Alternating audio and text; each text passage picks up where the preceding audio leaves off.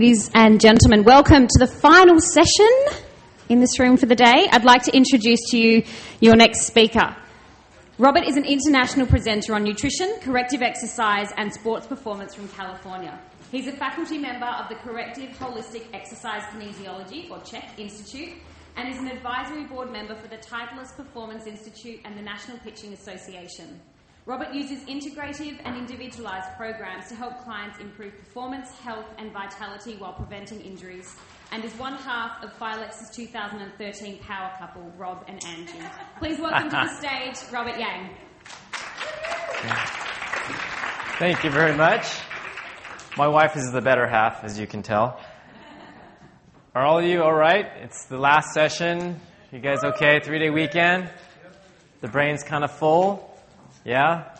I'm going to try to shove some more information in there in the next 90 minutes. Hopefully it'll be an enjoyable 90 minutes, and you guys will enjoy the information and hopefully go away from here with some tools to use with some clients. So, gluten-free, to be or not to be? That is the question. And in this day and age, we see these symbols everywhere.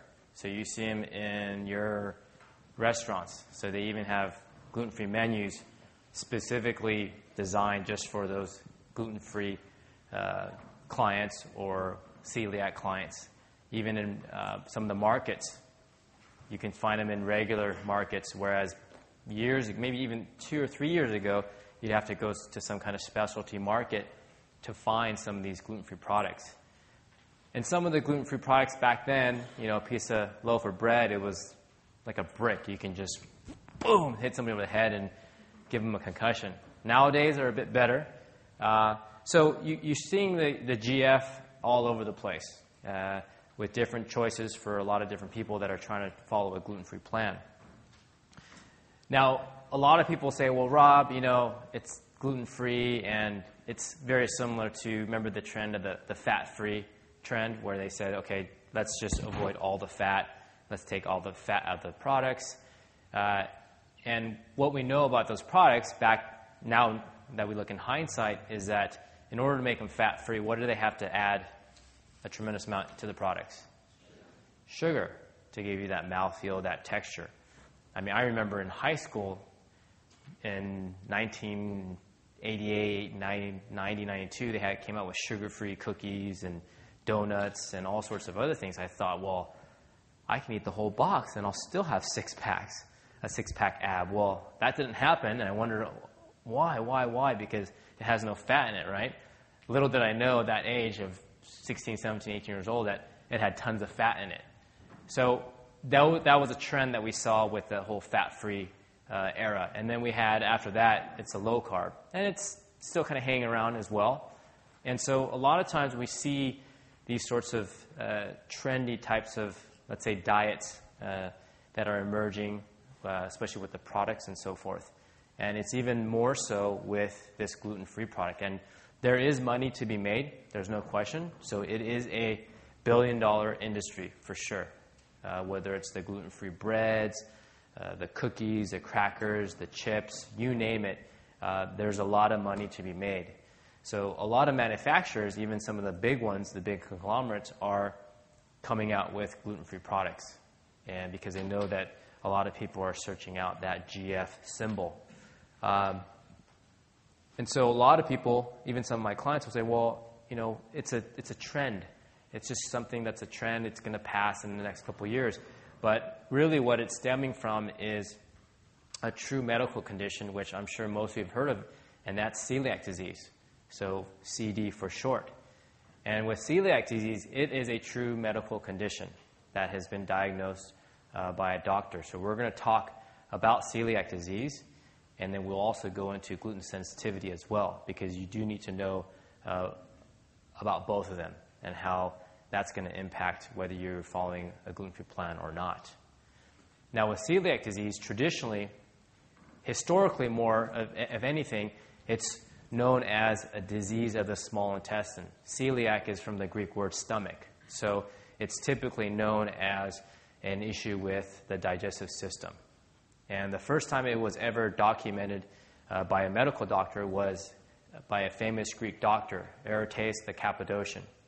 And it sounds like a ruler or emperor, but he was a Greek famous medical doctor.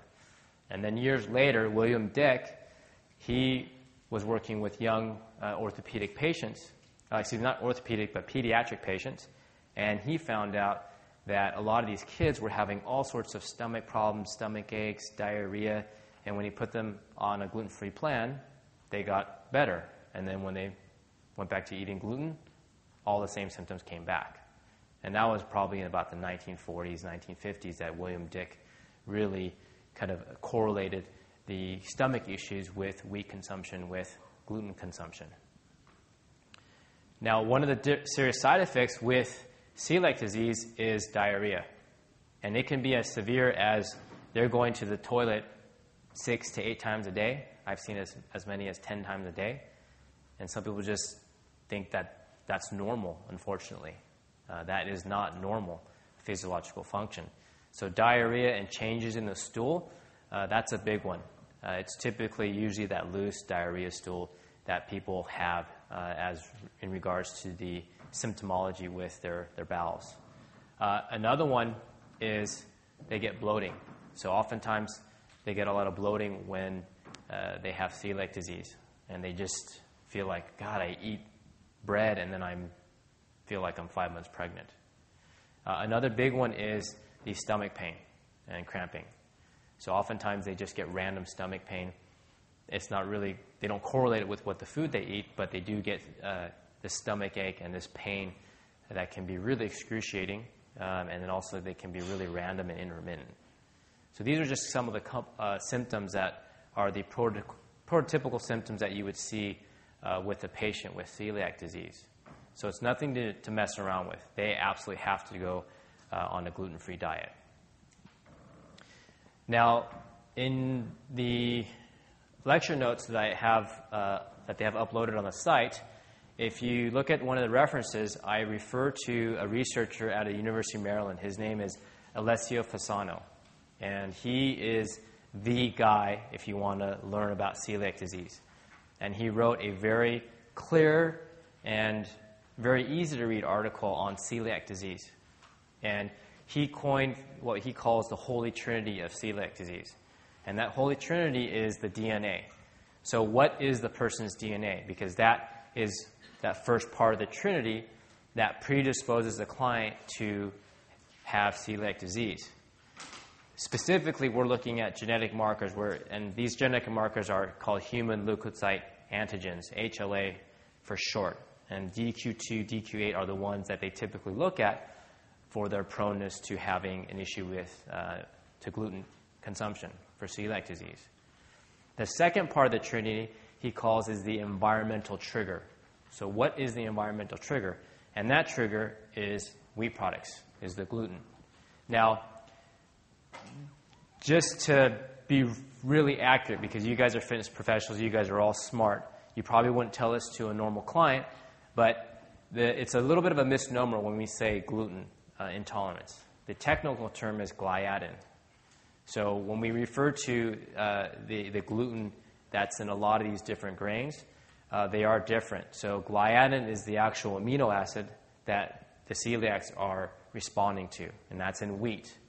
Rye is going to be what we call secalin. Barley is going to be hordein, and we have a bunch of different ones. Oats are what we call secalin, avenin. So there are these different amino acids, but in general, we just refer to it as gluten.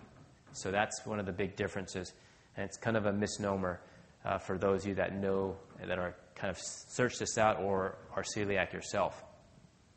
So this is the second part of the trinity, which is the environmental trigger. And the third part of this holy trinity is what we call hyperintestinal permeability. So hyper just means excessive, intestine is the intestine, and permeability just means the capacity for the intestine to open up. So if you look up at the slide in the picture, you see that this is basically a terrain of your small intestine. So you ever want to think about what it looks like underneath the microscope, just hold up your hands like this. So if you hold up your hands, you look at your fingers, it's similar to the tentacle-like structures within your small intestine. That's the terrain of what it looks like. Now, in this terrain of the small intestine, it's almost, if you look at it, it looks like there's little scales, like a piano scale. And those piano scales, let's say they are represented by my fist. The intestinal lining has the ability to open up. So that's what we call the permeability. So it's considered what we say a semi-permeable membrane. So it has the ability to open up, which is normal. And if it does, it closes and then it takes care of the job and doesn't do anything. But when it's hyperpermeable, that means it's open and it's open for long periods of time or very frequently. And that's a problem because over on this side, the body's kind of break down food and fats and carbohydrates and proteins and so forth. And if they're incompletely digested and they get through the bloodstream, when that gets into the bloodstream, that is a foreign invader to the body. And that's what we call leaky gut syndrome, the more layman's term. But it's what we call hyperintestinal permeability. And that's the third part of the Holy Trinity of celiac disease. That article is really good, and you can find it online in Scientific American. Read it. It's quite a good article. So that's the terrain of the small intestine, and I'm going to refer back to that quite a bit, so you'll get more exposure to it and understand what the terrain is and how important it is for many parts of your body. If you see that one crouton there, with someone with celiac disease, if they eat one crouton about the size of your thumbnail, they can react for about 6 months at a time. That's how severe it is with the celiac. So that's why if you know of anybody as a family member or friend, you might go to a restaurant and say, well, is it gluten-free? They say, well, it's gluten-free, but it's not prepared in a gluten-free environment, meaning there may be some specks of wheat, flour, or some other products that the food may have touched, which can be very, very dangerous for someone with celiac disease. So it's a very serious condition. So it has to be prepared in a gluten-free environment as well. So where does that put us as fitness professionals? So where are we working with all celiac disease patients? No. You're going to be working with people that are not going to maybe have celiac disease, or maybe they do, they just don't know, they haven't been tested. But oftentimes you're going to be working with people that may have gluten sensitivity. In my opinion, I totally agree with Matt Church that we are a unique group. One, we have all the energy, but two, just by sheer volume of time, out of all the health practitioners in medical, the physios, the chiropractors, the nutritionists, on average, we see a client 1, 2, maybe 3 times a week. That's 3 hours of exposure to us. So we can be a very powerful influence on what our clients do in regards to their lifestyle and what they eat. So don't think that you can't make a difference. If anything, I think all of you, we are all like the special operations in the armed forces, because we can really make an impact, and people think, oh, you're just a personal trainer, you just help me to get fit. But it goes way beyond that, as we were talking about the mental aspects of it, the thoughts aspects of working with clients.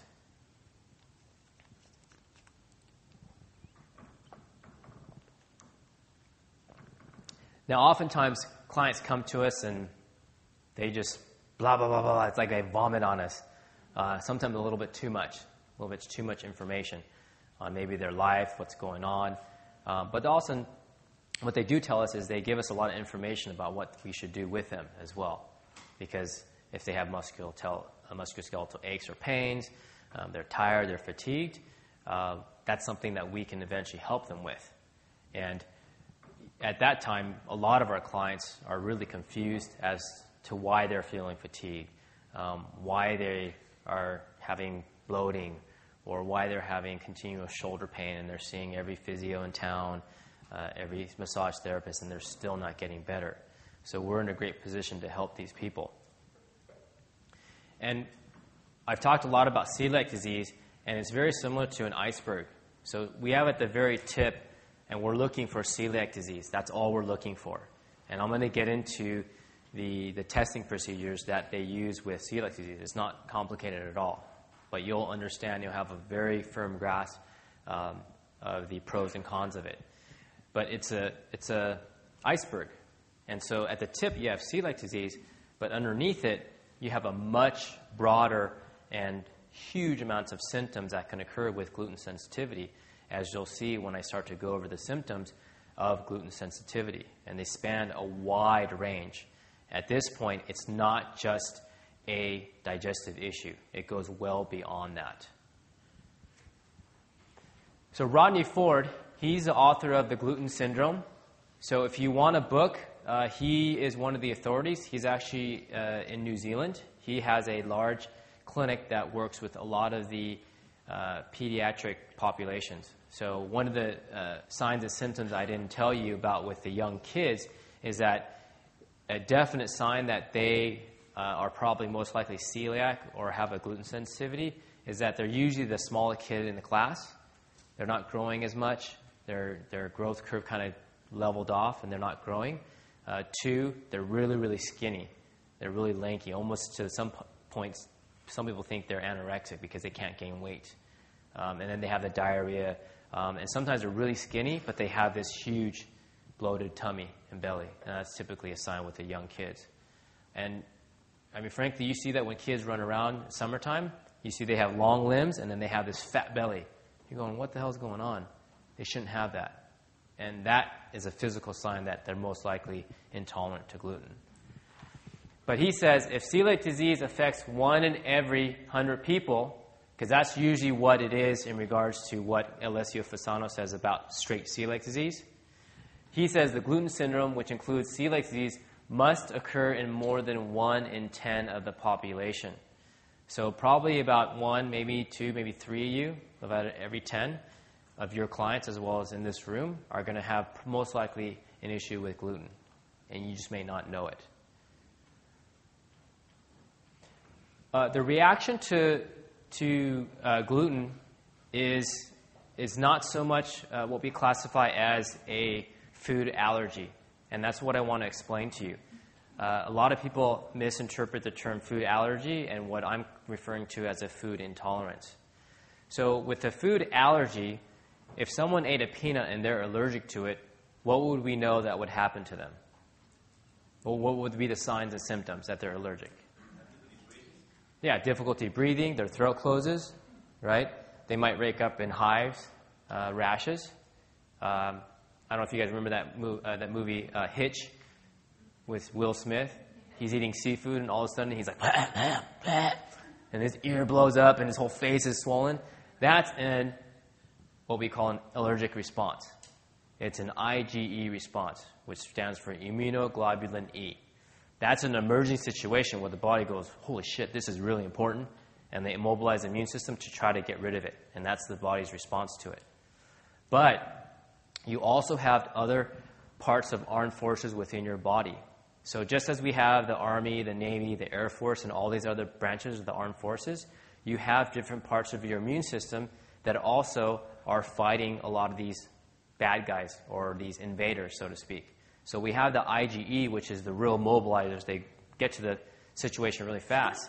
But we also have what we classify as IgA, IgG, IgM. You don't need to know that, but what you do need to know is that the reaction to other foods, because it can be other foods other than gluten, but gluten seems to be one of the chief ones, it's a more delayed reaction.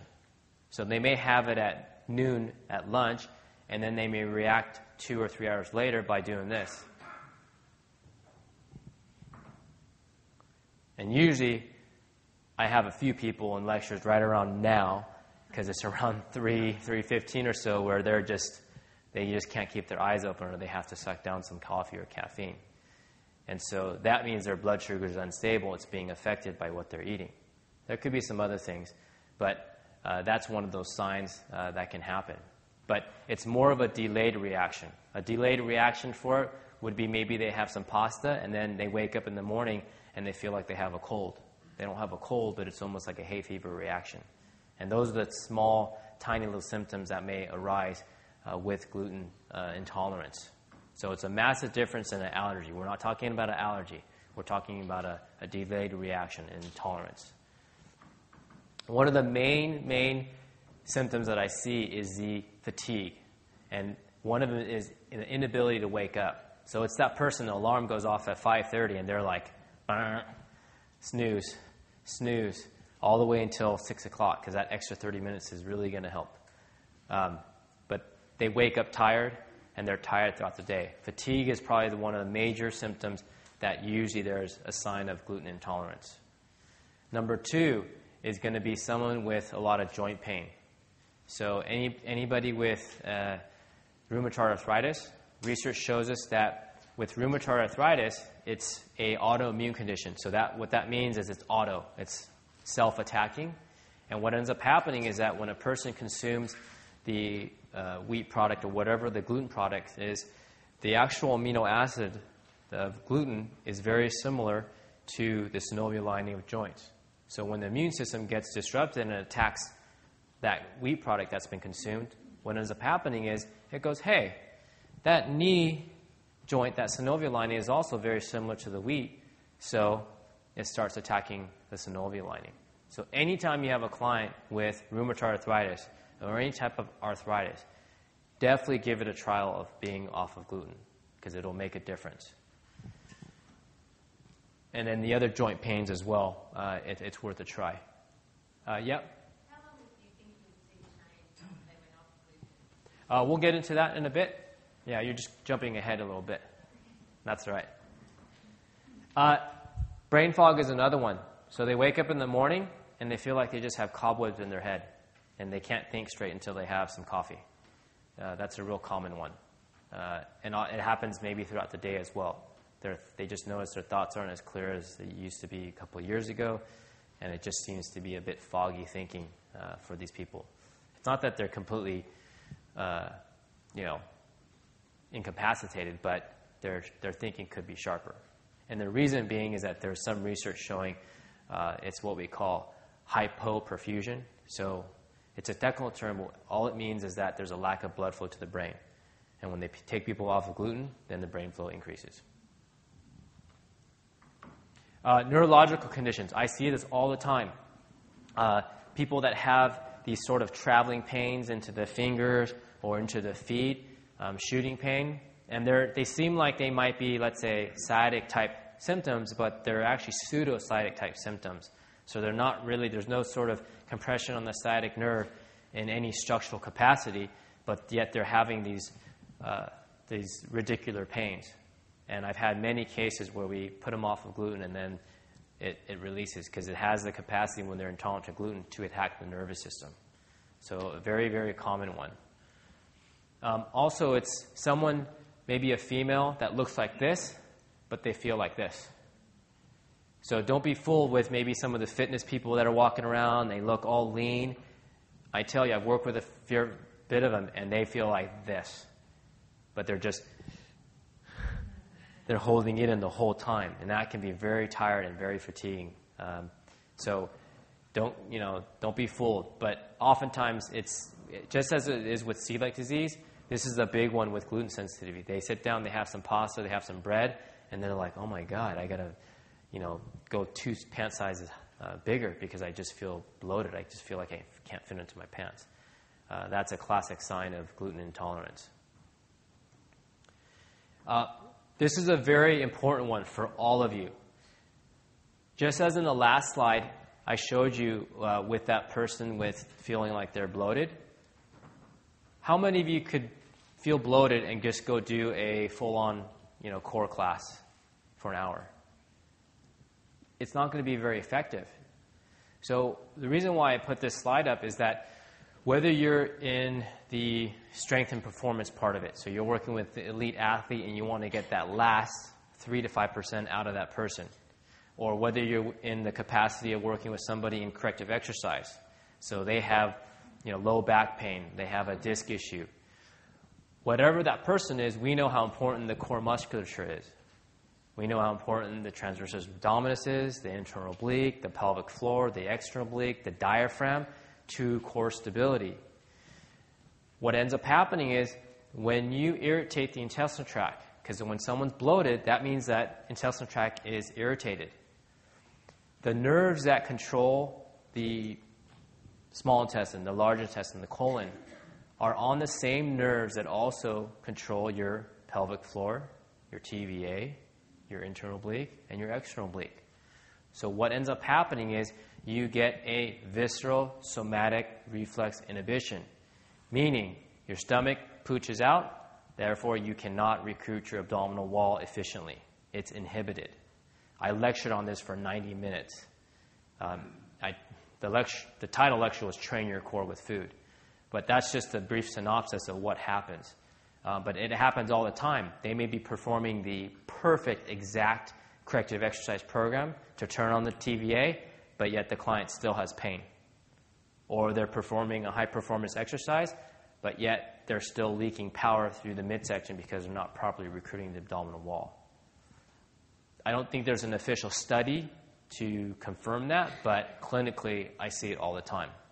So be aware of that. So if that's that client who's not progressing the way they should with their low back rehab program, or they still are fairly lean, but then they just have this pooch belly right in the bottom, that's a sign of gluten intolerance. Any sort of skin condition. The skin manifestation they refer to as celiac disease is a skin condition. And it could come in the form of eczema, atopic dermatitis, any of those conditions. So anytime the digestive system is somewhat irritated, it usually shows up in the skin somehow. So if that's popping up, they're kind of getting these funky rashes and hives, and they're like, I didn't get a bug bite, I didn't have these different things going on, then usually they're probably reacting to gluten in some way. There could be some other ones which we'll talk about a little bit later. Farts. You know that client. Oh, sorry. And you're like, oh, come on, They just can't control their bodily functions. They're doing deadlifts. You know that client, all right? That's a sign that they're probably not assimilating their food maybe, or maybe they're eating too many carbohydrates or something else. But usually you start taking gluten out, and that irritation tends to go away, and the gas will start to dissipate, and then you won't have to do this when you train them. Anemia. This is another big one. So if it's a female and you cleared out the issue with the menstrual cycle and they're not excessively bleeding, they've been cleared on ulcers and all sorts of other things, but yet the doctor's like, well, your iron levels are low. I just don't know why. Well, I showed you earlier, remember the tentacle structure? Remember, just think of fingers. These are called your villi. And the villi are very important for the absorption of all nutrients, whether it's your carbs, your fats, your proteins, your vitamins, and your minerals. So oftentimes when the intestinal tract is not looking like this, but it looks like this, what we call villus atrophy, so just like your muscles would atrophy if you don't exercise, well, when you damage the intestinal tract, they end up looking like this, and then this. Instead of being nice tentacle structures, they look like your knuckles. So now the capacity for your body to absorb nutrients, it's gone. It's not there. So if the doctors are scratching their heads going, I don't know why your iron levels aren't going up, start to suspect gluten intolerance. These are my two crazy boys. They look like girls because they got long hair. On the left there, that's Caleb, and this is Kyan. And we were in Home Depot, and I'm doing something, and I'm like, where the heck are they? And I turn around, and this is what they're doing. So, of course, I have to take a picture. But I told you before that with celiac disease, diarrhea is one of those bowel symptoms. But what I find clinically, it could be one or the other. So oftentimes if people are gluten intolerant, they could be constipated. So they sit in the toilet, and then they come out of the toilet like they just finished a spin class or a CrossFit class. They're all sweaty, and they're red in the face. That's not how you should have a bowel movement. And by the way, you should have a bowel movement every single day. Constipation, the definition is not that you didn't have a bowel movement for 3 to 4 days. If you don't have a normal bowel every day, that means there's some kind of constipation going on. So that constipations can be a manifestation of gluten intolerance. So don't be fooled. It's not always a diarrhea issue. Also, inflammation. So what tends to happen is that when you eat gluten and you react with your stomach, what happens with those villi is that they get inflamed. And it's a really good analogy from a mentor of mine I learned a long time ago, Dr. Dan Kalish. He's one of the experts in gluten sensitivity. And what he told me was, let's say I was stuck in winter in New York all winter, and then I flew to Hawaii, and then I want to get a tan in one day. Well, if I go in the sun all day long after being in winter for many months, what's going to happen to my skin? I'm going to be a lobster. I'm going to burn. So every exposure that you eat gluten, it tends to singe the insides of your small intestine. So it causes a sunburn effect. So now that they start to atrophy. And what that does is that inflames the intestinal tract. Anytime you inflame the intestinal tract, you have the potential to inflame the rest of your body. Joints, internal organs, the list goes on. So be aware that if there's some joint issues, inflammation that aren't going away, then look into gluten sensitivity. Anything to do with the thyroid. So anything to do with thyroiditis, Hashimoto's, Graves' disease, any disease of the thyroid, you must have them get off of gluten. Find the research, give it to your clients, but they must get off gluten because it has been shown that it literally attacks and causes inflammation of the thyroid. Absolute must. So at that point, it doesn't matter. You just say, look, you should get off it. And when they go back to their doctor, usually they'll do some blood work, and the blood work starts to normalize once they're further away being off of gluten. Any sort of autoimmune condition as well, then you definitely have to get them off of gluten because usually some kind of autoimmune condition has to do with some type of inflammatory condition within the small intestine and some kind of irritation. So be aware of that with any sort of autoimmune condition that your client may come to you with. I'm sure some of you are working with people like that. And there's some good research that's found about exercise-induced asthma and wheat consumption. So if you have clients that they have to bring their inhaler with them and they're getting exercise-induced asthma, that's a classic sign that there's inflammation going on. Get them off of the gluten. They probably won't need the inhaler in about 90 days to, I would say, 4 months or so. The other thing is with dairy. So I talked about, and I keep referring to the fingers, the tentacle-like structures. At the very tips, you have what we call the brush border. And the brush border they look very similar to just like fine hair. And at the very tips there, that's where your body produces lactase, the enzyme to digest lactose. So oftentimes, people that are gluten intolerant are also lactose intolerant because instead of looking like this, remember, they damaged it for a lifetime or for many, many years, so it looks like this. So they don't have the capacity to digest lactose. Does that make sense? They don't have the enzyme. So what ends up happening is when you get someone's gut to heal over a period of time, what ends up happening is they can go back to maybe possibly drinking a high-quality raw milk at that period of time. Yeah? Does this return to this? Or once... Yeah. So the question was, does this return to this? And yes, it does, if you do the appropriate things, which I'm going to show you. There's no rocket science behind it. Some people think they're lactose intolerant, but actually casein. Correct. So now you have to ruin the presentation by adding that in the mix. No, it's a great question. His question was, some people think that it's not a lactose issue, but it's a casein issue. Very, very true. So sometimes what can happen is if someone heals their gut, like if they get back from here to here, and you put in, let's say, good raw dairy, good raw yogurt, whatever that dairy product is, and they still can't tolerate it, then they're most likely reacting to the casein. And that's me. Because when I eat casein, my boys always go, eat some milk, because they know I'm going to... Yeah. If they continue having dairy, Yeah. high-quality dairy, but take the wheat out of their diet, and they say it didn't make any difference, could they misdiagnose themselves because there might be intolerant to that? Correct. So we'll get into that later on. Yeah. But great questions, for sure. This is one of the classic signs. So they say, I'd rather die than give up bread. That's a sign that they're intolerant to the bread or gluten. So when they say, I'd rather die than give up bread, those are the people that need to come off the bread. Classic sign. So if they say that to you, okay, you're off, and you take them off. Now, oftentimes we're sometimes confused by certain things. Maybe if people have, they go to the doctor and they have no idea what's wrong with the person. The person's fatigued all the time, or like I said, they're having joint pain that's not getting better. Anytime you're confused as to what's happening and you're like, I don't know what to do, give a gluten-free plan a try. I've seen almost miracles happen with some people, and other times it's maybe more marginal. But give it a shot, because it's not going to hurt the person.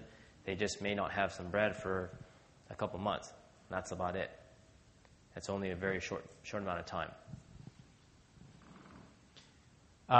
And then, as I was saying before, with the whole issue with the intestinal hyperpermeability, this is the terrain, and this is more of an up-close terrain of the intestines. And if you see over here, you see how it says crypts over here on this side? Well, your crypts over there, that's in this area at the very, very bottom. And they produce billions of cells every single day in regards to the reproduction of cells within your intestinal tract. So they are constantly reproducing cells. So you had asked, can they regenerate? Absolutely they can, if you take the irritant out and you give the body what it needs. But it's typically most people have an issue of irritating the intestinal tract all the time. And it's not just gluten consumption. As you'll see in a moment, there are other things that we put on our body that irritate the heck out of the intestinal tract. And so what ends up happening is the natural process, as I said before, is if the intestines open up and that food particle gets into the blood, then it's like Pac-Man. They go and they eat those guys up, and that's normal. But if it happens all the time, then what ends up happening is it becomes a false alarm. So if I went to the alarm and I just say, well, let's see what happens, and I pull the alarm and there's no fire, who's going to come running? Firemen. They're going to come because there's a fire, but really there's no fire.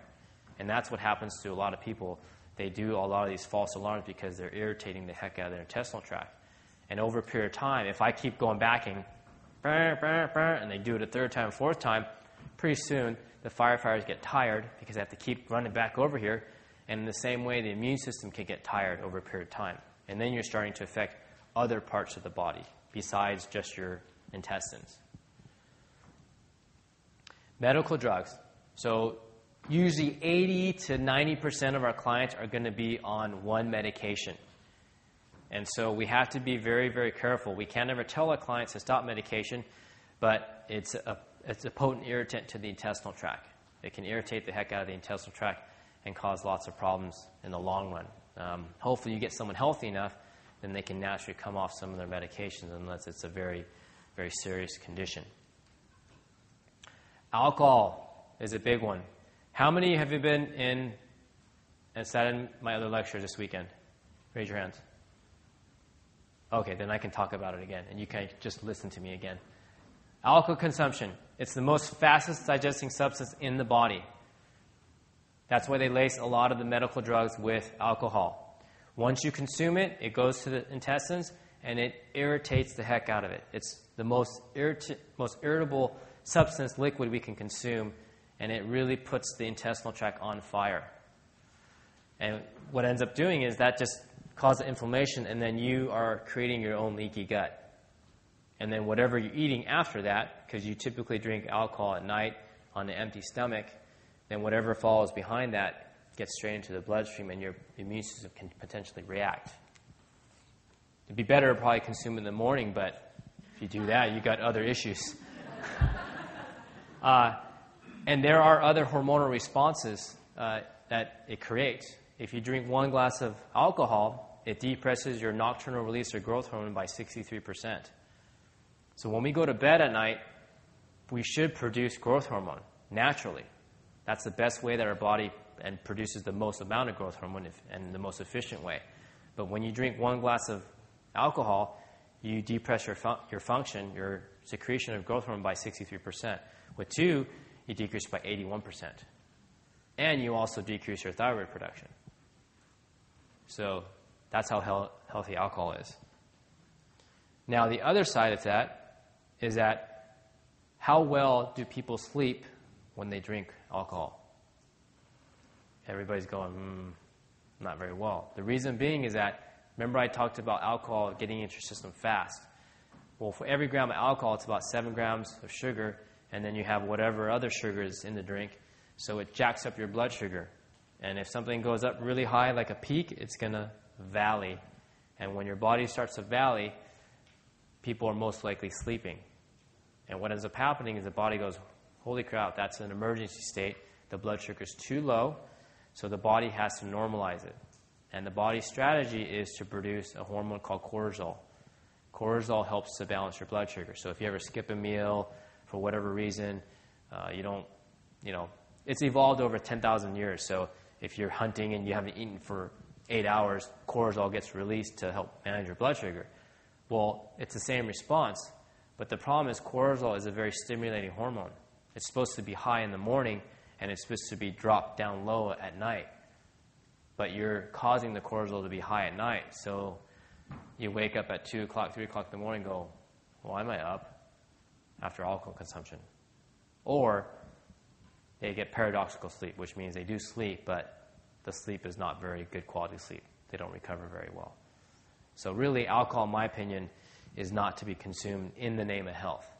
If you enjoy a glass of wine or 2 or tequila or vodka or whatever your drink is, then do that. But don't fool yourself to think that, I should be drinking 1 glass of wine a night because it's going to make me healthy. If anything, it's going to depress your growth hormone, make you fat, and depress your thyroid function. And you're not going to sleep very well. Coffee's another one. So how do people go poop sometimes in the morning? Drink coffee, because it's the irritant in the intestinal tract, and then it causes it to get out of the system quick. So coffee consumption can really do that. And it's not just the caffeine, it's the acids in coffee that can irritate the intestinal tract as well. And sugar is a big one too. So on average, it's about 80 kilos of sugar that's consumed per year, per person. And for all of us that really don't consume that much sugar, maybe our client or the next person over is consuming double that amount, which is a lot of sugar. And that is highly inflammatory to the intestinal tract. And so you can see there's this perfect storm that's being created. People drinking alcohol, lots of sugar, all these sorts of things that are constantly creating that leaky gut in their body. Aspirin's another one. So people are told to take aspirin, especially some of our older male clients, because it's going to prevent a heart attack and so forth. I mean, that's just simple logic. I mean, we've already proven that aspirin causes an ulcer. So if you do that, you're going to cause even more irritation to the intestinal tract. And the easiest way is just to give them fish oil. That thins out the blood even better than aspirin. But for some reason, the medical community thinks that aspirin's the more efficient way to go. Go figure.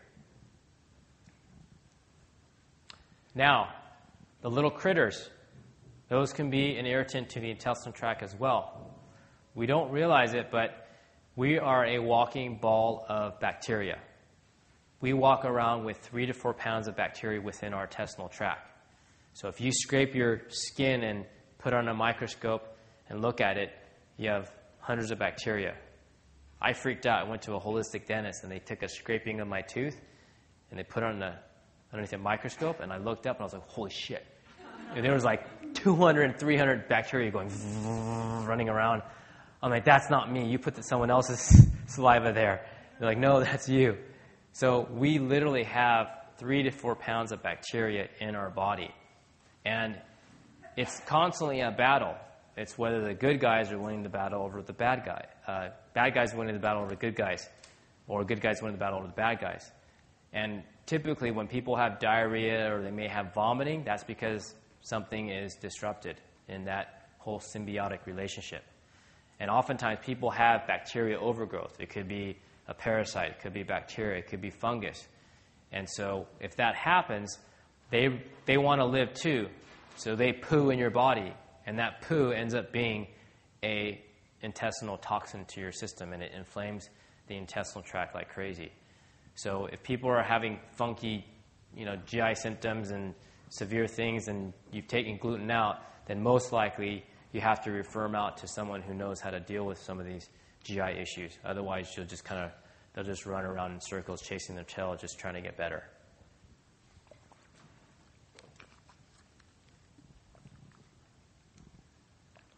I know this looks really pleasant. You know that person that has that yellow toenail, and you're just like, oh, God, that looks really disgusting? You can put whatever you want on it. You can try to burn the toenail.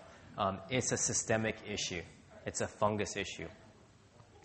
I've had clients go, oh, I've tried to get rid of this for 6 months, and then I give them an appropriate therapeutic program, and then it's gone in about 6 to 8 months. It's an internal issue. There's some type of overgrowth of fungus or candida or yeast that's driving this issue going on. And that can be, again, when they release their toxins, that becomes a massive intestinal inflammatory agent to the body. So if someone has that, definitely for sure there's something going on in their insides. Now, we talked about all the different ways that we can inflame the intestinal tract. And so, people go, well, I'm eating all these different things, and so why am I having gluten intolerance and all these different things? And so what do we know about most people and what they eat in general all the time? They wake up in the morning and they have what? Cereal. Or they have bread. And then what do they have for lunch? A sandwich. And then what do they have for dinner? Pasta and bread, whatever else. So the thing is that the food that they eat the most of the time, the majority of the time, that's the food that the body becomes intolerant to. So they're creating the perfect storm. They're constantly irritating the intestinal tract. And so instead of the intestinal wall being nice and close and tight, the gap junction is what we call, it's always opening up. And the most common food eaten all the time are wheat products, gluten products. So guess what? That's probably most likely what they react to. So that's, in my opinion, one of the reasons why people react to gluten so often. We also have to consider that in regards to the type of gluten consumed these days, it's much different than it was 20, 30, 40 years ago. We've hybridized wheat to have a higher gluten content. So if you ever work with wheat dough and baking and so forth, the stickier it is, the more fluffy the bread product is, and the more light and fluffy, and that gives it that little crunch that we want. Well, we've hybridized the wheat to have a higher gluten content. So that just makes it even worse. Sometimes you have people go to Europe where their wheat hasn't changed as much as ours, and they don't react as bad to the bread product. And then when they come back, Rob, I ate all this gluten, I didn't react. And then I explain the process, and they go, oh, shit. Well, but the point is that that's another factor to consider with the high issues of gluten intolerance because of the hybridization of the wheat.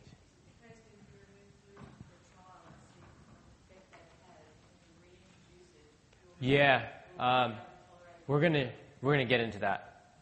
Yeah, you're just jumping ahead. So at this point, we got to figure out, okay, what do we do? How are we going to do this whole thing? So if you tell your client, and I want to warn you this because I go through this all the time, and what they'll do is they say, well, you're telling me I might be gluten intolerant, so I'm going to go to my doctor and get tested. The only problem is that most medical practitioners and doctors and all the GI docs, the gastroenterologists, they look at gluten intolerance through glasses of celiac disease. And what I mean by that is that the way that they test celiac disease is they do an endoscopy. So what they do is they take a tube, they go down, they put you under. It's a real hassle, actually. And then they go down and they take a snippet of your small intestine, and then they put it underneath a microscope, and they look to see if it looks like this or if it looks like this, right? Because this is the bad thing. That means there's villus atrophy, so that they can't absorb their food. So that means they're their stomach is damaged. And that's the gold standard. So typically, the gold standard is to do that 3 to 4 times to see if they're reacting. It's not 100% effective. That's the problem, and I'll explain to you why, and it'll make complete sense in a few minutes. If you spread out the small intestine, it's the size of a full-size tennis court in regards to its surface area, believe it or not. It's just all folded up in this whole area, on average. So if they take a snippet of your small intestine and it shows like this, does that mean that the rest of the tennis court looks like this? No. So what that means is we get a lot of false negatives all the time with these tests. They're not accurate at all. And most oftentimes, I told you, they have to do it 3 or 4 times. They just do it once, and if you are negative, they go, oh, yeah, you can eat wheat all you want. The other problem, which I've had with many of my clients that I've seen, they go, well, the doctor told me I need to eat tons of wheat as much as I can for 3 months. Oh, my goodness.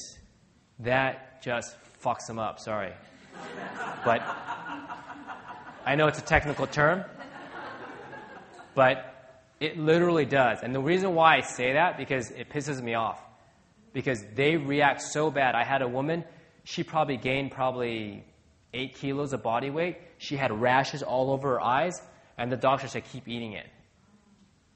I mean, is that just not a sign or anything?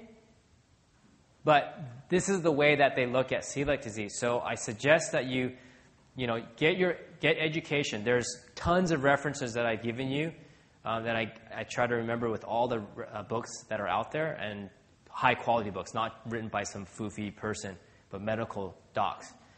So refer to those books so you can have your clients read them, read up on them so you can get educated. But this is the problem that we come against. So just be aware of that. And, before we had all the technology, the microscopes and analyzing blood work and looking at poop and all these other things, all we simply did, we just eliminated it, which what you were alluding to. So what we did was we just simply eliminated the food, and then we observed the person to see how they reacted, or if their symptoms went away. It's just what William Dick did in the 1940s, 1950s. And that's what we need to do, because the testing right now, in my opinion, it's a bit iffy. So that's why the medical industry, they won't look at blood work and some stool samples. They still look at the endoscopy as the gold standard, which, as you know, is not the gold standard. It's not very effective at all. I like to use 90 days. And the reason why I like to use 90 days is because these guys tend to proliferate fully at about 90 days. Now, within that spectrum, sometimes, I've had a young girl who had stomach aches all her life. And you looked at her, and she walked into the door of my office, and I literally thought, wow, she's got an eating disorder. But she goes, no, I'm hungry. I want to eat, but my stomach hurts so bad. I go in a curl in the stomach, and I can't eat. But then I don't eat all day, so I can go to school and work. But then I eat at night. But then the pain's so bad that I don't want to eat for the rest of the day. And that's just been her life. And she literally looks like she's anorexic. Took her off of gluten. Within 24 hours, she had no stomach pain. Now, that's a very drastic case. Whereas I had a buddy who's a chiropractor. I had been on him to get off of gluten. You got to get off. And finally, he did it. And he didn't notice anything until about towards the 90th day. And then all of a sudden, he dropped 3 pant sizes like that overnight. So sometimes it takes time. And usually it's because of the proliferation of those guys, or it just takes time for your body to adapt without it. So that's why I usually give 90 days. Because sometimes 30 days just doesn't cut it. Most people will tend to get results in about 30 days, but I usually like to use 90 days. It's only 90, it's 3 months. It's not that long. If people really dread it, then it's like that person, I'd rather die than give up bread. They really should be giving it up. Yeah. Can either soy or MSG interfere with that process, that 90-day process? Did you break into my computer and look at things? No, we're going to get into that. Yeah. You're just jumping ahead. That's all. That's all right. Dairy. So we're going to get into dairy. As I said before, whenever the guys have been damaged like this, they're usually also dairy intolerant. Or they're dairy intolerant, lactose intolerant or it could be casein intolerant. So what I suggest doing is you pull them off of gluten and dairy at the same time. I'm not a big fan of dairy at all. I don't care what the research says. It depends on who it was done on and who the subjects were, who paid for the study, right? I remember looking up a study, someone said it to me, said, yeah, coffee doesn't dehydrate at all. I was like, what? So I looked at the study, they're making all these different points, and then I looked at the very end, and it was sponsored by the National Coffee Association. So always look into that, who paid for the study, yeah? So the thing is that I'm not a big favor of that because oftentimes you'll find that people may have a little reaction to gluten, but they have a big reaction to dairy, and you're looking at them. So I can probably tolerate, like a donut here and there. I just choose not to. But then you give me dairy, and I love dairy, like in regards to ice cream, and I'll eat the whole pint. But then I'll just be a mess in the morning, mucus buildup and all sorts of other things. So you're going to have some people that may react more to dairy than gluten. So just be aware of that. Butter is it's on the fence. So remember what we're talking about, people are reacting to the amino acid. So they're reacting to the actual protein in the food. So technically butter is all fat. But butter has a little bit of casein in it. So that's why some people will say, I want you to use ghee, which is clarified butter. So at that period of time, if you really want to be strict on it, then you would say, I want you to cut out butter for now, and then you can possibly reintroduce it later or just have them use ghee as a form of, as another form of fat versus butter. So those are some things to consider. So usually I pull them off of dairy as well. And when you do that, the other benefit to that is that dairy has been shown to be very insulinogenic, meaning it doesn't matter if you go non-fat, 1%, 2%, full fat. When you eat dairy, it jacks up your insulin level. And we know the higher insulin levels are throughout the day, the more you have a better environment to put on body fat, which I don't think any of us really want to add more body fat on. So that's another reason why I'm not a big fan of dairy.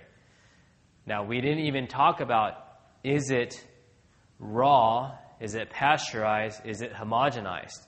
And that's a whole other ballgame in itself. So I don't know, is it illegal to sell raw milk in Australia? Yeah.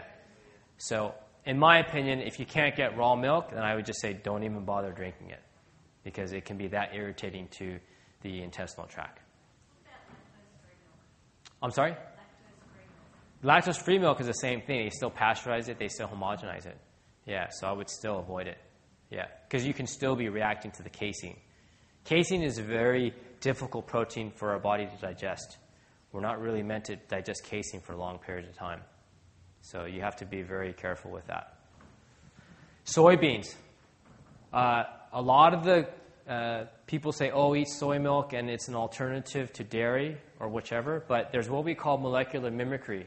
So what that means is that with the actual gluten, the amino acid gliadin, it's very, very similar in structure to the soy protein molecule. So a lot of people, they have cross-reactivity. So they'll put them on a gluten-free diet or nutrition plan, and then they're still eating tons of soy, and they may not see any results because they're reacting to the soy as well. Soy is really not meant to be eaten in the amounts that are promoted as a health food. It's considered a condiment in most Asian cultures. It's not a main food that should be consumed. If you go to any sort of Korean barbecue place, they give you the main dish with this pork or fish or beef, and then they bring you 10 different condiments. So it's just a condiment. It wasn't meant to be eaten as the main dish. But they're tending to promote it as drink soy milk and soy cereal, then have soy cheese on your soy bread, and then have your soy fake hamburger, hot dog, beef, whatever it is. And that can be very, very hard on the hormonal system as well as the digestive system. If you really get the book, The Whole Soy Story by Kayla Daniel, that's Kaayla, last name is Daniel. She's a PhD. She's not some foo-foo yoga lady or whatever you want to call it. Not that yoga people are bad, sorry, okay? But you know what I mean. I mean, she's a PhD, and I mean, you look at the book, it's like over 500 pages, and by time you read halfway through it, you're like, okay, I get it. Soy, don't eat it. It's not good. So just be aware that in its relation to gluten intolerance. Oats. So oats are a bit of a controversial issue, and you can get gluten-free oats. If you think that there's something really severe going on and you have a client that's really compliant, then I would take away oats. And the reason being is that the codex limit for something to be gluten-free has to be 20 parts per million or lower. That means it's gluten-free. They did a study years ago, and they took 3 brands of oats. They took, and this is in America, so it was Quaker's oats, and then they took Country Choice, which is an organic oatmeal, and then they took McCann's, which is oats-only facility. And they tested all these products over a year's time, and they just bought batches of it every 3 or 4 months. And the ranges were, I think, maybe 3 to 4 times they had the oats as being completely gluten-free to as many as 1,000 to 1,500 parts per million of gluten in it. So you do have to do some research to find your gluten-free oats. But if they definitely have some kind of autoimmune serious problem, then you would definitely take them off those types of grains because it's very irritating to the intestinal tract. So just be aware of that with the oats. And then what you would do is after 90 days is up, then you reintroduce the food. So at that period of time, whatever they want at that time, they can have bread on that 91st day, and then a toast in the morning, sandwich for lunch, and then pasta for dinner. And what's going to happen is it's the proof in the pudding. They're going to feel a difference. Because when it's out of their body for that long period of time, their body has had a chance to heal. So when they have it, they're going to know it. And either their old symptoms will come back, or they're going to have a GI issue, or, for me, if I eat gluten, I just feel like I want to take a nap, and about half an hour later, it just affects my blood sugar like crazy. So the symptoms will vary from person to person. And then if you're also having them come off of dairy, you don't want to do something like beer and pizza. It's the absolute worst thing to do because now you're having the gluten and the dairy, so you don't know what they're reacting more to. But that's probably, I would say, the worst combination to do.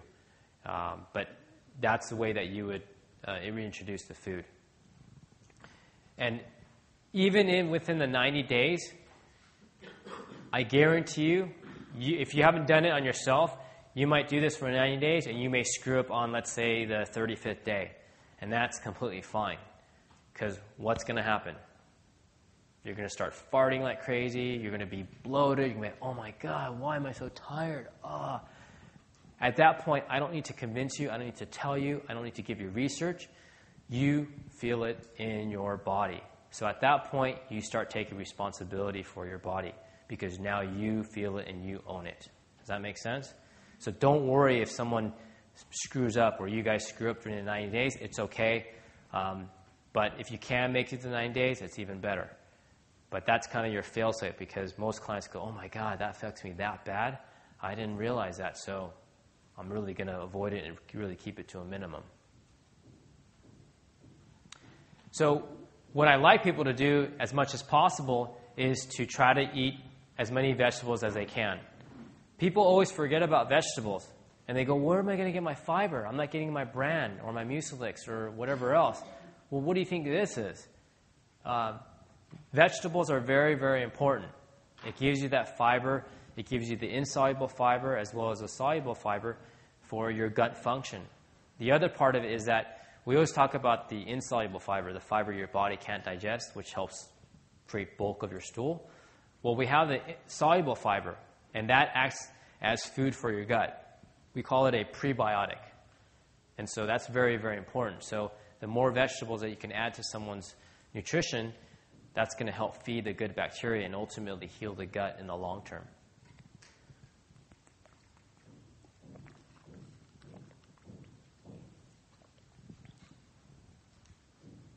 And then it goes for the fruits as well.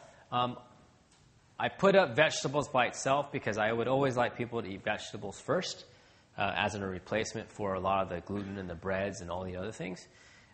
But I don't always say vegetables and fruit because the big difference between vegetables and fruit is what? It's the sugar. So if you say vegetables and fruit, they'll eat 10 pieces of fruit and they'll eat one vegetable. And then they go, well, this gluten-free nutrition plan is putting some body fat on me. Well, obviously we know with that much fruit consumption, they're going to put body fat on. So be wary with that when you use your words. Say, I want you to eat lots of vegetables and then a few pieces of fruit throughout the day. It's not that fruit's bad, but in the volume that people want to eat it, it can be detrimental or not conducive to their goals. And then gluten-free grains. So with the gluten-free grains, these are the ones that you can consume on a gluten-free plan. And that's going to be rice. So any of the types of rice. It could be white rice, it could be brown rice, wild rice, black rice. Those tend to be the most hypoallergenic grains, meaning they don't cause a lot of allergic reactions. And 1 billion Chinese people probably can't be wrong, I don't think. Right? But this is an alternative. So I'm not saying that they just need to eat vegetables and fruit and nothing else. I'm not saying they need to be a paleo person or anything like that. They can use this as an alternative because most people, from the time they're this young to 45 years old, that's all they've been eating is cereal, sandwich, pasta every single day. On average, people only eat about the same 8 foods, 9 foods, which is a bit scary. But that's what most people are conditioned to eating. So if you just say, don't eat any sort of starch at all, it's pulling the rug from underneath them. It can be quite a drastic change. So you need to give them some alternatives for them to use. Corn can be one, although just be wary because we have the whole GMO issue, right? So GMO stands for genetically modified organism. So you can safely assume something is genetically modified if it doesn't say non-GMO. It is GMO. So just be aware of that with corn. Some people do react to corn. So let's say if you have corn with a meal and you just feel really absolutely bloated, kind of fatigued, then maybe that might be something you're reacting to. And that does happen. But it doesn't have gluten in it, that's for sure. Buckwheat is another one that you can use. So there's a lot of buckwheat groats, buckwheat granolas that people can utilize if they need an alternative for something to eat in the morning. That would be okay on a gluten-free plan. As well as millet. Millet's not well known, but millet is a good source as well. And then I think a lot of you have seen and even eaten quinoa. So quinoa is another gluten-free source of a grain that you can use. And you just alternate these things with a lot of the clients. And it gives them some different options of what to use rather than just eating the same thing all the time. So you give them a lot of variety as well. Tubers are good as well. So you can use a lot of different tubers as a way to keep some of the starch in there as they make that transition. Tubers?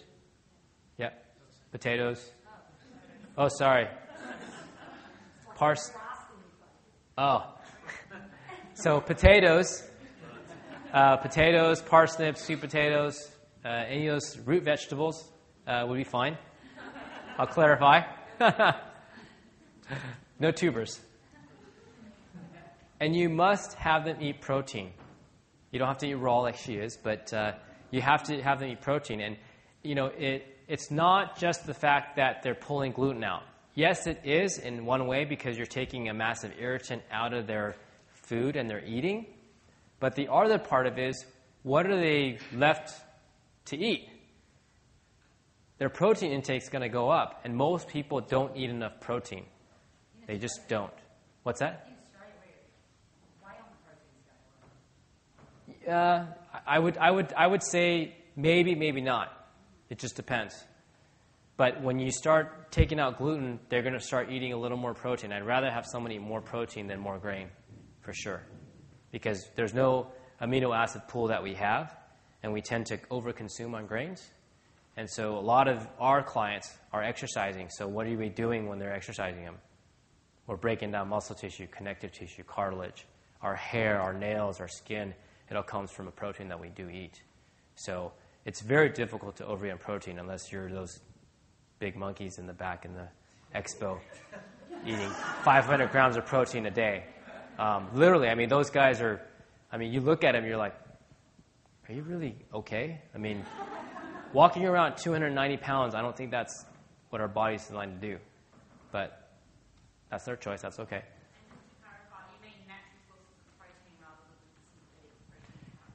Yeah, absolutely. So I would much rather prefer that you always eat your food versus drink it down or take it in some kind of supplement form as much as possible. Sometimes I use supplements just in special cases, but as much as possible, if you can eat the food, that's always important. Because the thing is that there's always new research about something nutrient that they find in a bean or a plant or a vegetable or fruit. So there's all these different compounds that we don't really know about. And probably more research will come out, and it comes out every single day. And so it's very important to eat the whole foods. And I think every single nutritionist that knows anything will say that at this point, that there's that's the most valuable part, is to just simply eat some whole good food, quality food. And unprocessed. Yeah, exactly. So that's why, it could be beef. I would prefer that it always be grass-fed beef, because we know that it's going to have higher amounts of omega-3s versus omega-6. It's going to have CLA, which is anti-tumor, anti-cancer, helps you lose body fat, gain muscle mass. So those are very good sources of protein. Oftentimes, a lot of people that are gluten intolerant, remember, they're not looking like this in their small intestine, they're looking like this. So a lot of times, they're nutrient deficient, and they're amino acid deficient as well. So they may have to increase their protein intake for a bit of time to get them back up to par. Eggs are another good source as well. So if you missed my Fat is Your Friend lecture early this morning, you should get the notes, because eggs are a very high-quality protein source and easily digestible, but lots of different nutrients within there, and to give someone energy for their brain function and for repair of tissues. Salmon is another one as well, although I would say that we do have to be careful of quality. So I don't know how it is in Australia at this point, but there's no sort of governing body in regards to how they farm-raise salmon anymore. So oftentimes when they first started out, they farm-raised salmon. This is great. We can farm our own salmon, give them a bunch of pellets, and then they cut open and fillet the fish, and it looks gray. It's white. It doesn't look nice and orange like this. And that's because they're not eating, other fish and algae and bugs, or that's where they get the omega-3s. So what we do as smart Americans, we just give them color dye. So remember those tanning pills that turn your skin orange? That's what we give the fish. So there you can... Yeah, so now you can order your fish with a tint of orange or a tint of orange and red or whatever, and then we eat the fish. So really, that's where you try to get wild fish as much as you can. Coconut oil is very, very good in regards to someone in the healing process of going off of gluten. Especially one of the problems is that energy can be an issue. And with coconut oil, it's a saturated fat, but it's a medium-chain triglyceride, an MCT. So those of you that bodybuilded 10, 15 years ago, that was a big push to use MCT oils when you're dieting because it was more of an energy source.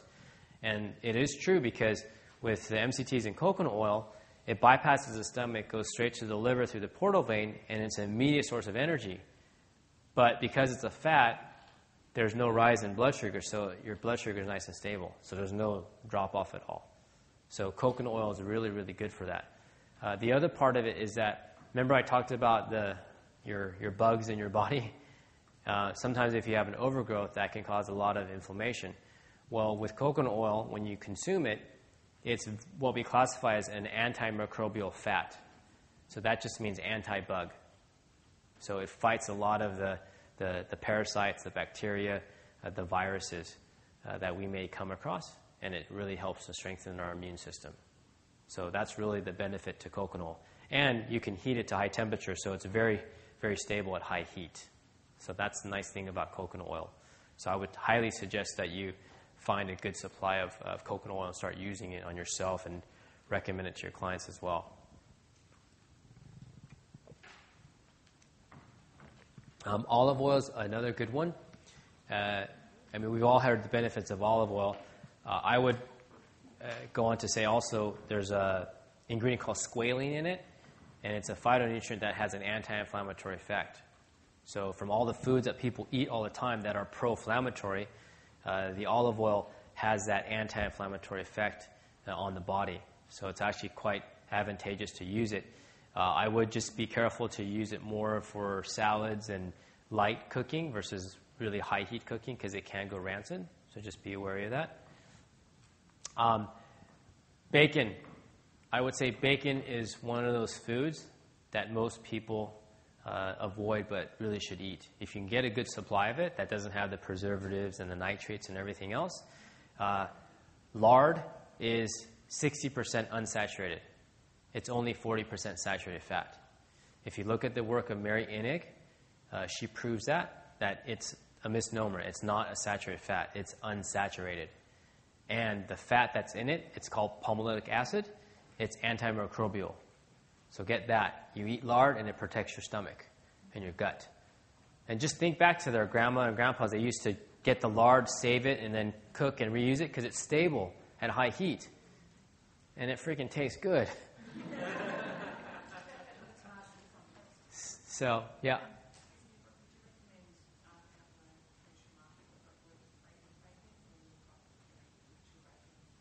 Oh, would I recommend the gluten-free bacon?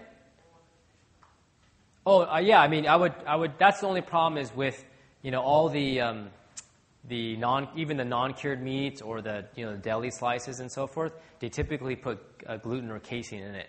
So yeah, you'd probably have to choose a gluten-free bacon for sure if you're going to have them try to follow a gluten-free plan. Yeah. But yeah, I mean, this is one of the. I would say it's actually a therapeutic fat. I know you cringe, you go, oh my God, really? Seriously? But really, it actually is, especially if you can get a good quality one. Again, we're always saying quality. Now, some things we have to be cautious about with gluten-free and so forth. And that is with the gluten-free products out there. Yes, they're gluten-free, but as with any product, they're still processed foods. So you do have to be careful with that. I made the mistake one time saying, I want you to go on a gluten-free plan. And then she went away. She went to Whole Foods, which is a local, organic food store. And then she ended up buying gluten-free brownies and cookies and all sorts of other things. She goes, well, I gained like 3 kilos in the last month. And I checked her nutrition log, and I'm like, well, why are you eating this? She said, eat gluten-free. Well, remember, they're still processed foods, so you have to be wary of that. Now, if it's a transition where they say, well, I don't know if I can do this. Well, can you maybe do a piece of gluten-free bread in the morning instead of regular toast? Then you can do that as a transition period. But some of the things to be wary of is that they put lots of soy flour in a lot of the gluten-free products. So at that point, it's not gluten-free, in my opinion. They're getting that soy flour in there. Just remember, if you read that book, The Whole Story by Kayla Daniel, all that whole soy protein, basically what happened is the edible oil industry, when they were making soy oil, they were left with the leftover protein, that sludge. So what they used to do is they used to bind cardboard paper and use that sludge to bind the cardboard. Now they sell it as healthy soy protein isolate. And that's what we put into all our bars and everything else. I mean, I would say 90% of the bars over there at the expo were full of soy protein, which if you have 50 grams for a guy, that skyrockets your estrogen levels. It causes it to go up, which is not a good thing. So be wary of soy protein or soy flour in a lot of the gluten-free products. Also, garbanzo beans. Fava beans, they tend to put that kind of flour in some of the products, and that in itself can cause a lot of bloating and distension, I find, with some of my clients as well as myself. So be wary of those type of bean flours. If anything, get something with a brown rice flour or maybe a tapioca. Those tend to be okay. But again, those are a lot of the processed foods that we really don't want our clients to eat a lot of. It's maybe a transition food, and then you want them to eat as many whole foods, vegetables, and fruits, and proteins, and so forth. Chickpeas and garbanzo are the same? Yeah, so there's other beans too. Chickpeas and garbanzo beans are the same. Yeah, they're just different terms. But you'll see fava beans in there, as I said before, as well. So if any sort of bean, I would just move to the different product. Yeah, and the lentils as well. Any of the lentils. And then the other thing is, what they put a lot is they put sugar in it as well. So they add sugar to the bread. So in that way, it's kind of a shifting scale. So you have to decide what you want to do. Like I said before, try to get them to eat more vegetables and fruit. But if they needed somewhat of a transition food, then these are something that's out there that you can use with a lot of your clients. So the coaching aspect of them is very, very important. And some of the things that I've learned over the years working with people and implementing a gluten-free plan, there are a lot of different little tips, but I try to pick the main ones that I find that can help you guys out. And usually they say, I've eaten gluten all my life. Why am I sensitive to gluten now? And in the same way with diabetes, does someone get diabetes overnight? Did they just wake up and go to the doctor and they give them blood and their blood glucose is over 120? It's 125? No, it's over a lifetime. And diabetes is an adaptive process of the body. Your body is always trying to seek homeostasis. And so it's seeking homeostasis, but the blood sugar is going out of control. And maybe the person's going overweight and they're putting a bunch of the glucose into fat cells. That's the adaptation. Well, just because you've eaten gluten all your life doesn't mean it's a good adaptation. It's a maladaptive process. Do you guys understand that? It's just now your body's probably reacting to it. So I know a famous strength coach. He calls me and says, I don't know what's going on. I said, you need to get off gluten dairy. He goes, but I've eaten all my life. He's 65 years old. And now he's starting to react after 60 years or so. So it's a maladaptive process that happens over a period of time. It's just maybe it's a stressful event, or at this period of time, they're just starting to have GI issues, and their body's just kind of wearing out at that point. They just can't tolerate eating that type of food anymore. So really, everyone's just got a different size cup, and it depends on how much it takes to fill their particular cup, how many years it might be or whatever. Correct. And if they're eating more of it, then it's going to be a quicker fill, which is what it is with kids now, rather than... Possibly. Either that, or they just don't know. So a lot of people, they live in a life of pain or fatigue. They just think, being tired in the morning, everybody's tired in the morning, right? And that's the big difference. That may be common for a lot of people, but it is not normal physiological function. You should be able to wake up and be like, okay, let's go. I can train 8 clients today and be ready to go for the day. But most people think that being tired in the morning is normal. It's not normal physiological function. It just means it's common. That's all.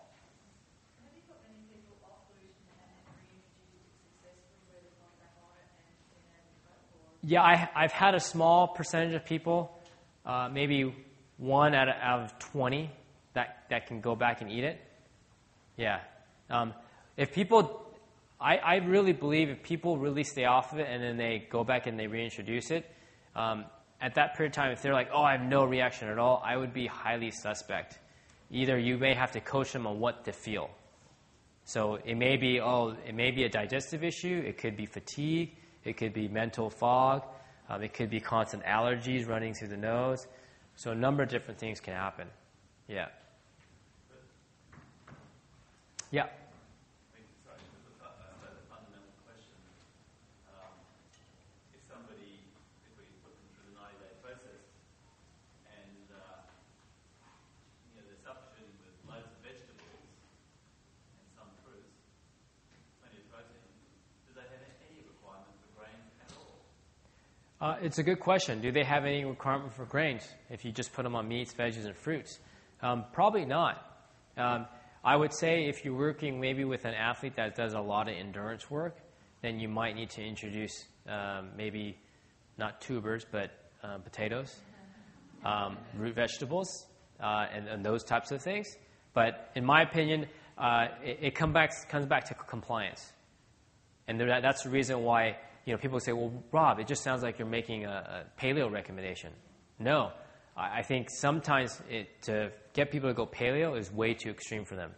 So at least gluten-free is kind of an in-between mechanism, and most people react to wheat, in my opinion. But from a scientific point of view, does a human being require grains to be healthy? No. Not at all. It's a compliance issue. Okay? Because we have humans to deal with. We have a mental, emotional being that we're dealing with. A lot of us could probably say, cut, done, we can do it. But a lot of clients are emotional, and we have to deal with that. There's a psychology to it as well. But scientifically, you're correct. We don't need grains at all. Our science body just released its regimen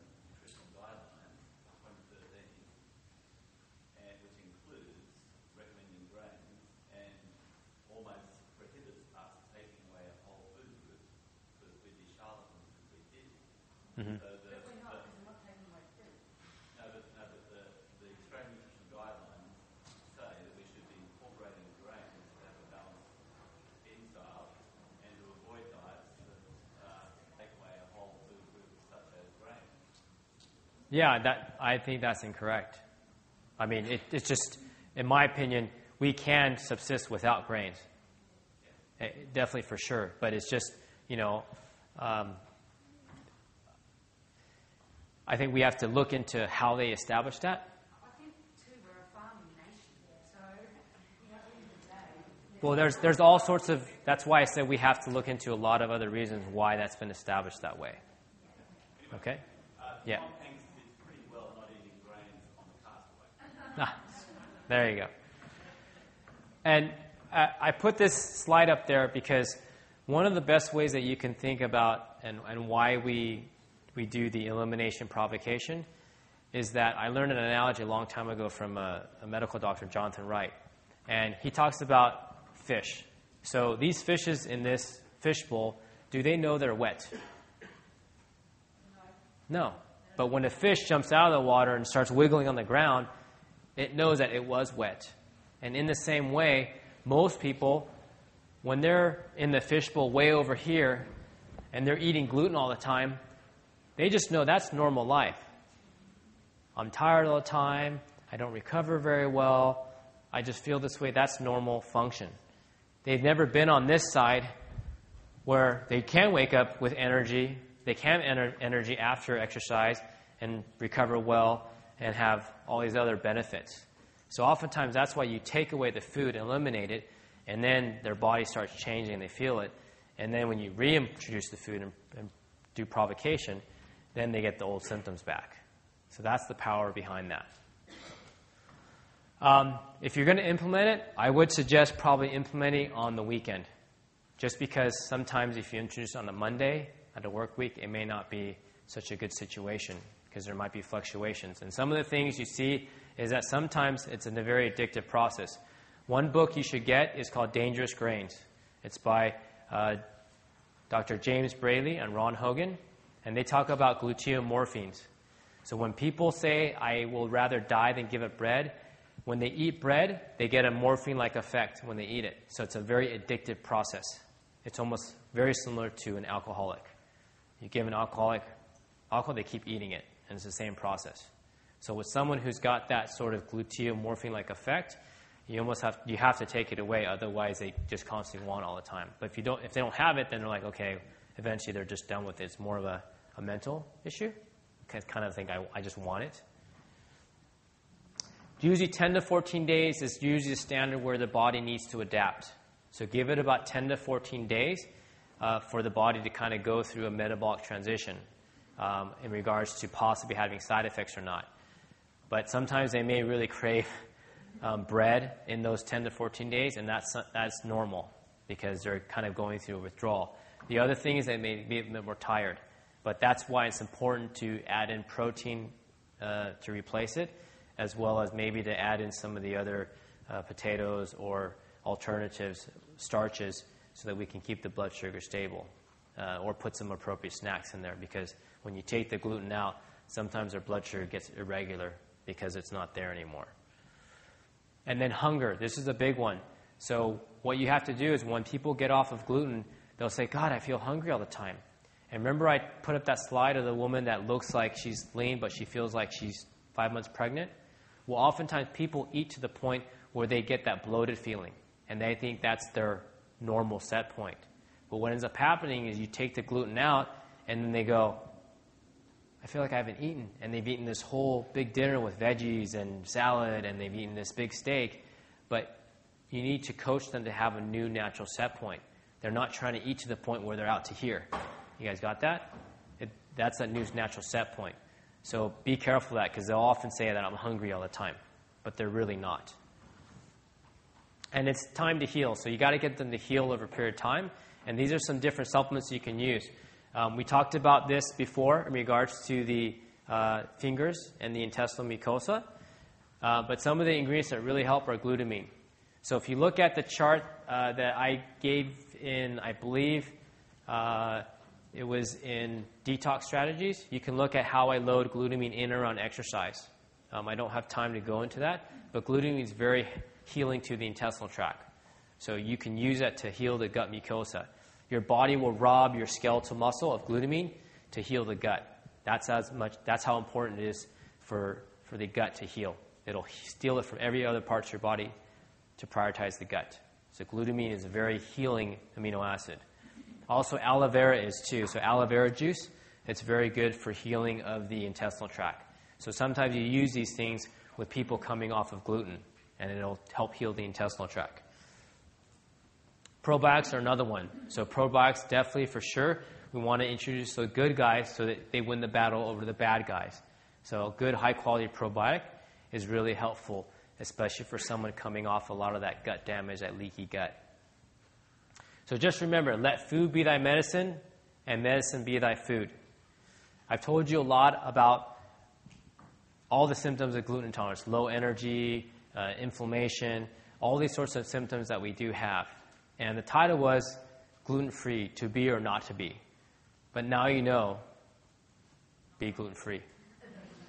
Thanks, guys. I'll be hanging around for answer questions. If you need to contact me, this is my contact information, Facebook, Twitter, Robert Yang Inc. on both. And you can email me through the website, robert@robertyang.net as well.